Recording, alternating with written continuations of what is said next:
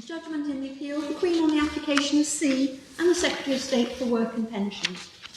This case is about how the Department for Work and Pensions deals with its transgender customers, specifically those who claim job seekers' allowance.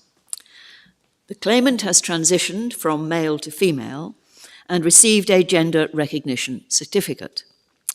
In order to claim job seekers' allowance, she has to attend at a Job Centre Plus office every 2 weeks. Her concern is to protect this very personal and private information from disclosure to frontline staff.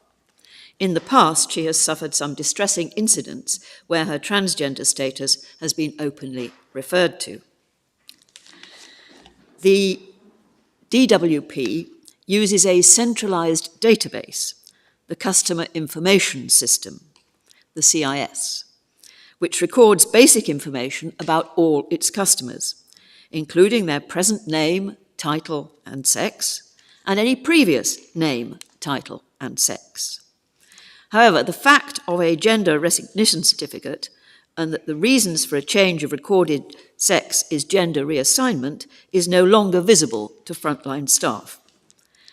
Access to the CIS is not required for the routine authorization of benefit payments, but it may be required to make routine changes, for example, to a change of address or contact details. It would not be difficult to deduce from the information that remains visible that a particular claimant has undergone gender reassignment. The DWP also has a special customer records policy for certain categories of customer who require extra protection for their privacy. This is routinely applied to transgender customers, unless they ask otherwise. It requires special authorization for staff to access their records. This necessarily takes time and draws attention to the fact that the customer is different, and in many cases this will be because she is transgender. The claimant challenges both these policies, the CIS data retention policy and the special customer records policy, on the grounds, firstly, that they're contrary to the Gender Recognition Act 2004, which provides that where a gender recognition certificate is issued, the person's gender, quote, becomes for all purposes, end quote, the acquired gender. Secondly, that they are an unjustified interference with the right to respect for her private life under Article 8 of the European Convention on Human Rights, and thirdly, that they are unlawfully discriminatory under either the Equality Act 2010 or the European Convention. As to the first, the Gender Recognition Act provides for the future. It does not require history to be rewritten. Instead, it gives added protection against unauthorized disclosure by public officials. As to the second, the Supreme Court acknowledges that these policies do constitute a very serious interference with the rights of transgender people to respect for their private lives.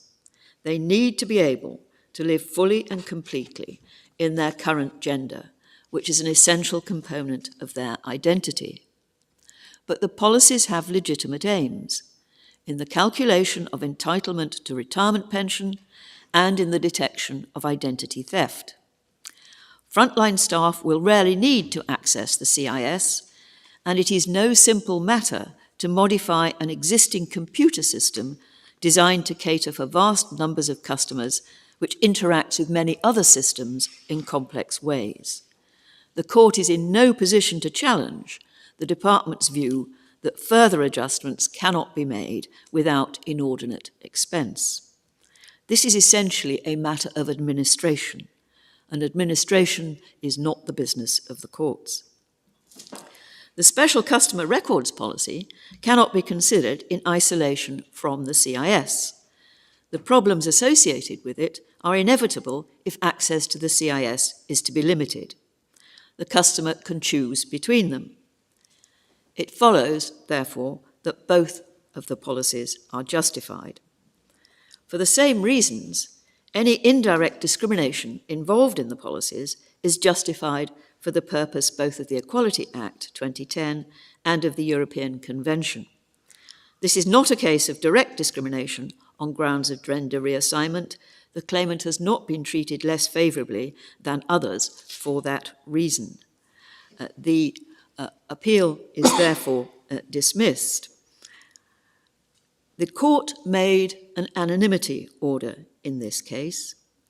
No one, including all kinds of media and social media, shall publish or reveal any information which will be likely to lead to the identification of the appellant and her witnesses, and it is important that that order be strictly obeyed. The court will now adjourn.